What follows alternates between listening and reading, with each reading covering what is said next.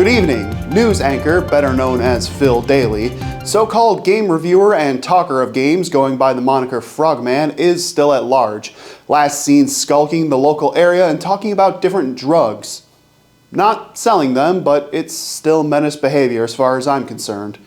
Seems his actions line up with the solo-developed game Schedule 1. The following is taken from his show. Viewer discretion is advised. It can be pretty dumb at times.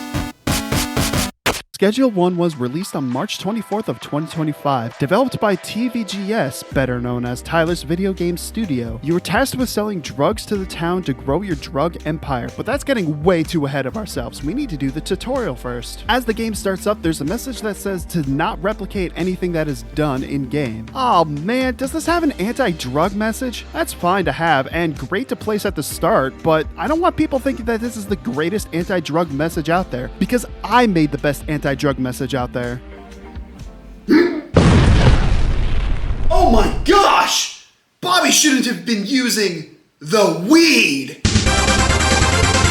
Begin by waking up in an RV. 2 pots are growing weed, and you learn the basics of caring for them. Water the plant with the watering can, lining up the stream with the targets. Harvest the buds with the clippers, clicking on them to pick them up, and bring them to the packaging station, where you place each one into a baggie and slam them in a bucket. It's a simple process, but very cathartic and pleasant when there's a lot of product you need to pack. We live with Uncle Nelson, who tells us to go into town to sell the product and pick up some of his supplies. We drive down to the town and sell our stuff, learning to give specific amounts by holding right click to pick up one item and scrolling up to increase the number, which I find very nice. Doug recommends that we try to hook his friend Chelsea, and we happily oblige by offering her a free sample, which they now become part of our customer base. After picking up some supplies from a hardware store, we're ambushed by police who immediately do a body search. If you're holding anything illegal, you can click and hold on one slot to hide it somewhere and bypass the check. The cop tells us he knows us and the uncle are up to no good at the farm. Yeah, well, you're now paced on the sidewalk, buddy.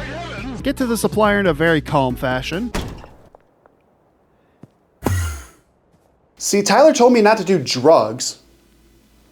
Didn't say anything about manslaughter. If you're ever in a point where you can't get out of something, you can hit escape and select I'm stuck to get you out of trouble. This just so happened to put me on the same plane as the story guy, so I could continue as normal. Return to the farm to end the day, but you wake up in the middle of the night to police lights. With not a moment to lose, you turn on the RV and speed away, evading the police and leaving Nelson behind. Now you can customize your character. My eyes are closed to the sins I commit, and the game proper begins. You go to a new town, park your RV in the woods, and get a call from Nelson on a payphone. He helps you out by guiding you towards some money stashes to get you started. Things are going well when... And that's what happens when you leave the iron on. Your RV is blown up along with all the equipment in it, with only a note that reads, "Welcome to Highland Point. This is our territory. Don't interfere. TB."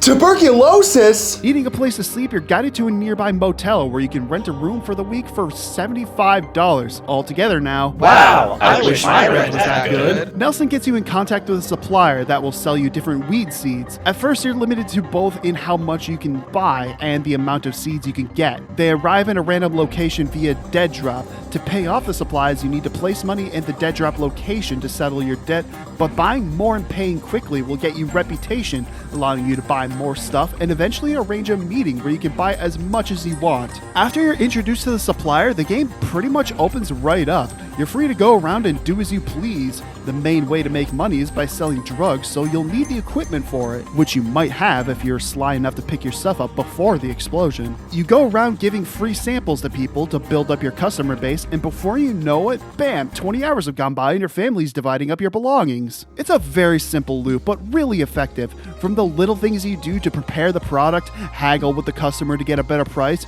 to meeting up and delivering them, it's so easy to get lost in the loop of the game and continuously run your empire. But there's more than just weed, or OG Kush as it's called in the game. You can create different strains of your drugs by mixing various items along with it. From bananas to horse juice, creating different mixes is a really fun way to diversify what you're selling, and each new strain comes with a collection of different effects that are a hoot to explore. As you gain more levels and access to different areas and people, you might be overwhelmed by the amount of people you are servicing. In every region, there is a character that is designated as a dealer. You hire hire them with an upfront fee, they take 20% of the earnings, and they'll deal literally anything you give to them to 8 customers of your choice. And you'll certainly have the product to spare if you're using the realty service and buying different properties, allowing more space to produce anything you desire. You can build up your weed stock with different strains or break into the meth and coke business, each one having their own different minigames and methods for producing them. But to even get the equipment needed for those products brings you to the warehouse, a shady place on the dock that opens late in the day once you have a high enough level. Here you can use the cash to buy various required supplies, weaponry, and workers. Workers help you produce different products you assign to them, and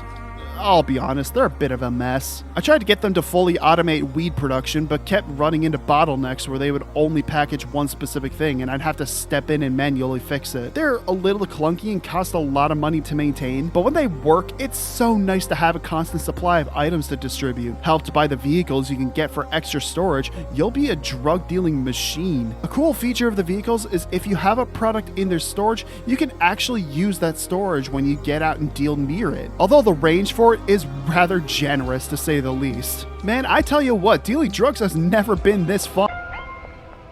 Oh, right. This is illegal. Police are a constant presence throughout the town, enforcing a curfew after 9 p.m. with a fucking raid siren, and attempting to arrest you if they see you dealing, pickpocketing, or just doing nefarious things. If they arrest you, you pay a hefty fine and lose all the contraband you had, so it's best to break line of sight and jump into a dumpster. Now, if you're not squeamish about abusing bugs, you could also find a nearby bus stop and... Yeah, this game is constantly being updated, so I don't know if that particular bug is going to stay in, but at the very least, new content is also being planned in the future, with most recent one adding a storage unit property and jukebox. I'm sure more stuff will be added in the future, and this game has multiplayer baked into it, so you can enjoy all sorts of shenanigans with your friends, making the Breaking Bad lab in your house, or creating a trash pile that eventually gains sentience. But Okay, yeah. I still think that's... What? We need to All go right. to bed, guys. Yeah, Guys, before we I need to- accept some more deals. Guys, the trash pile is talking to me. It's asking me if it can buy anything. Oh, fuck. Asking me about my car's extended warranty. Overall, Schedule 1 is a great experience that is very easy to get lost in. The simple action of producing a drug from the ground up is a wonderful combo that ensures you will be pushing forward to progress more. However, I find that once I have nothing left to get, it all falls apart for me because I need to be making money to be working towards something, not just endlessly gaining money for the heck of it. You could find the seemingly endless amounts of mixes that the game has. I tried to swap notes with other people across town, but apparently that gets you put on some sort of list. I'll be fine though. I'll disguise as a news anchor. Nobody ever expects the criminal to cover their own crimes.